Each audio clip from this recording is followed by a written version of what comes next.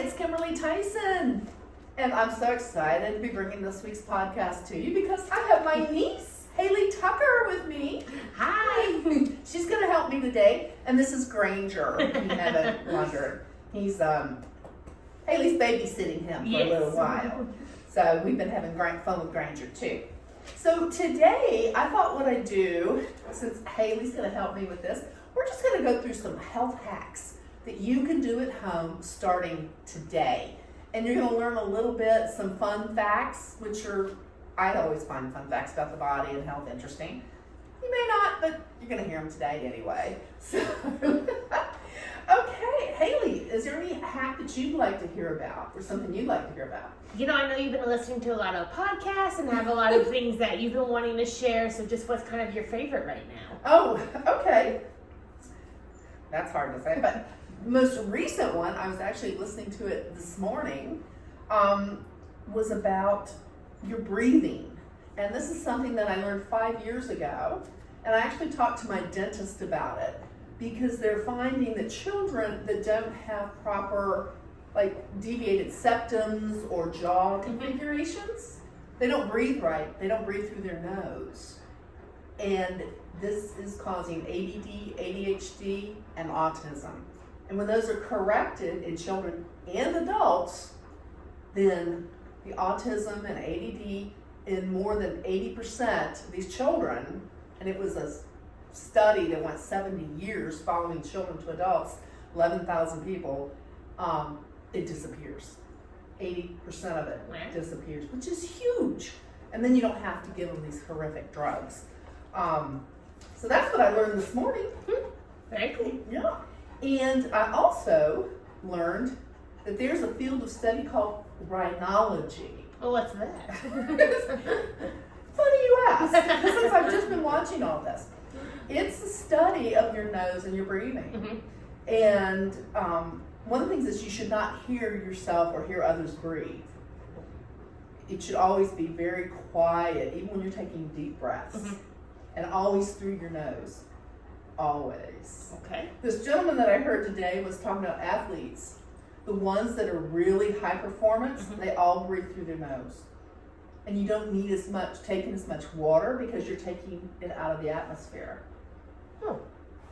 We breathe, another fun fact, 30 pounds of oxygen a day. That's a lot. That's a lot. It goes through our lungs. So it's really interesting, and Granger's loving this too. So anyway, that was one thing, and I may devote a newsletter in the future to that. And remember, subscribe to this YouTube channel and my newsletter. And you'll get it all the time. You'll get repeats, but that's okay because I give a little bit more information sometimes either on the podcast or the newsletter. They don't totally overlap. So anyway, something else that's really important is our sleep, of course. Yes. We need to be getting REM, deep, core, and then we're awake a little bit during the night. Your core sleep is your light sleep, and that's most of what you get. Your deep sleep is where your body repairs itself. And that starts in probably about 30 minutes after you fall asleep. And might come back a little later, but tends not to. And your REM sleep, which most people know, that's when you dream and when you are, your mind is active, and that's when it's cleansing itself, which is, we talked about the lymphatic system last night, where your brain literally pulls body fluids out of the spine, spinal fluid, into the brain. It's like a dishwasher, and washes your brain every night and takes the toxins out. And then it goes through your body, out through the lymphatic system. And that's called the lymphatic system. What did it say how many hours of sleep you need? Because I can sleep for days. Yeah, right. She can sleep for days. A healthy sleep is always 7 to 8 hours. That doesn't seem right. Far more. How many hours do you sleep, Haley? 11. 11. I'm going to bet if you were to use, I use my Apple Watch to check my stages, you might find that you're awake a lot of that time. Which is not abnormal to wake up. but you shouldn't even know you're awake, and then go right back to sleep. So it could be interesting for you to check that out. Yeah, maybe I'll have to monitor it. What if I'm just asleep the whole time solid? Well, that could be your body. I mean, it could be, you know. It's just the way people are. And it could also do with hormonal. And this was something that I've known, but again, just thought I would check it out a little bit more. Our body produces hormones, cortisol and melatonin.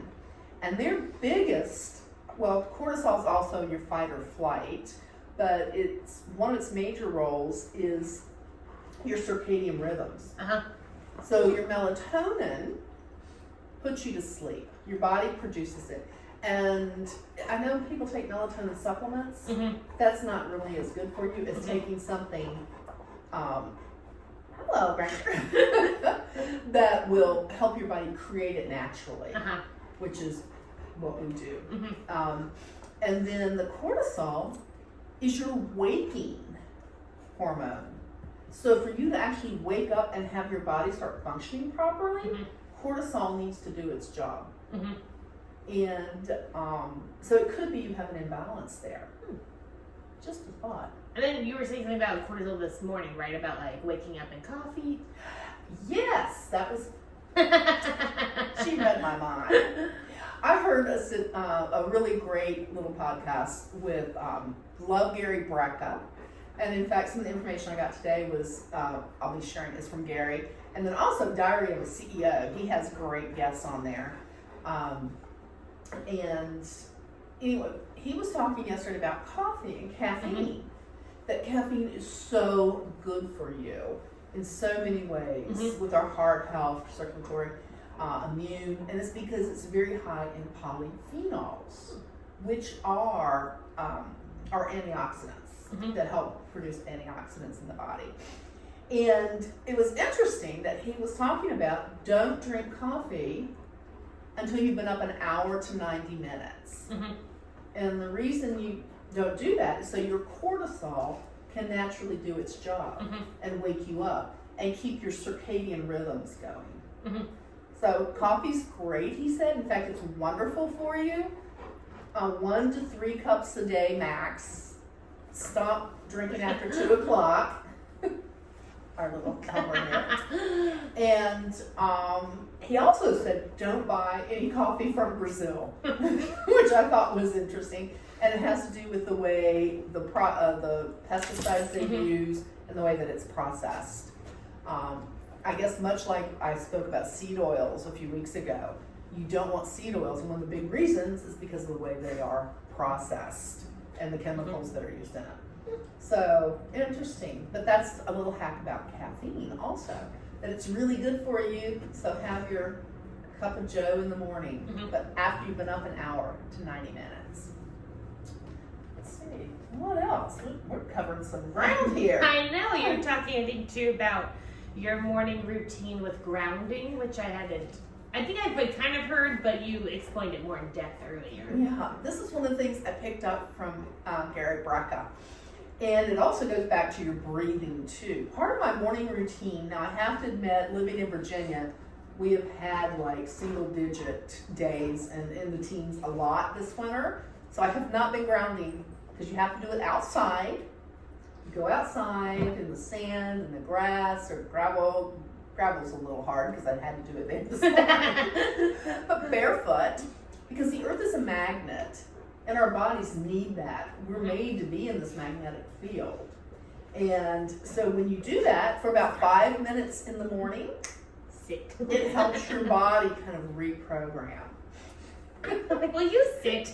Granger's going, really? So, the other thing that I do is that I do breathing exercises in the morning. The deep breathing. I was learning some more exercises today on my Diary of the CEO podcast. You can tell we're informal here. So I do deep breathing, and I'll do meditation and prayer also. And you can do this all like in 10 minutes in the morning and just start your day right. It's amazing how much better you feel. So since I've been here in Dallas, where Haley lives, and when I was in Atlanta with my sister and her dad, I've been doing my grounding again. And it really does help you start the day right. And breathing, just to start that breathing. Oh, here's another little tidbit I learned today. Oh, I think I already shared about lung capacity. Yes, that the biggest indicator. So doing breathing exercises and just exercise can improve your lung capacity and your lung size by 15 to 20%. Wow. Because it starts decreasing just like everything else after age 30. Like, I don't think I even have a good lung capacity now. But we can work on that. It's easy. You do Pilates. Yes. That would help. And they do breathing exercises in Pilates, which is great. So I love it. And something else they do in Pilates, which is another hack that I learned this week, or last week, is about balance. How balance is so important. I love that balance. And one of the things that I learned is that why we lose our balance a lot, we don't have foot strength anymore. And so you need to be doing foot exercises, which we do footwork in Pilates, which is great. And so that was another plus for that, as well as your lung, and it's great. Just exercise, relaxing, doing things for your muscles, your circulatory, your limbic, but now for your grounding and your balance. So I also had heard about these barefoot shoes. Yeah, I've seen those. I just ordered a pair online last night. So I'll keep you posted. It was a brand that somebody recommended, so I thought I'd try it. I got them on sale. Well, there we go. There we go. So that was really good. So I'm going to do that. And just to walk barefoot, make your feet work. Yeah. Make them work. So Haley will tell you, I've been walking barefoot around a lot the last few days. So the grounding, of course, all around. And of course, one of the things that I do in the morning, first thing, sometimes before, sometimes after, is that I have a glass of water with my citrus oil of choice for the day, essential oil, with Celtic salt or Baja Gold mineral salt. And that's for two things. That's so that the limonene is in the citrus oils. Okay. And that's great for, if y'all been following me, your glutathione production, which is from your liver, which is great for your immune system. Glutathione is known as the anti-inflammatory hormone. Okay. Or actually, it's an amino acid, I think. So it's great for that. So it's wonderful to keep you healthy. And it cleanses. It's also going to be great for getting plastics out of your body. Helps your body get rid of that. So limonene. So that and the Celtic salt I do. I love Barbara O'Neill. If you've ever watched her on YouTube, I believe she's either Irish or Welsh. And whichever one she is, she'd hate it, knowing I said one or the other. But she's a chemist, and she's all about the chemistry in the body. And she's the one that recommended the Celtic salt. And a girlfriend of mine saw this and said, "You've got to watch this." And my girlfriend Kelly and I have been doing Celtic salt for like 3 or 4 years now. A pinch of it with my oil in the water. And that is to regulate and help your body have a healthy relationship with sodium and potassium, which your cell needs to function. And so that's one of my other little hacks that I do in the morning.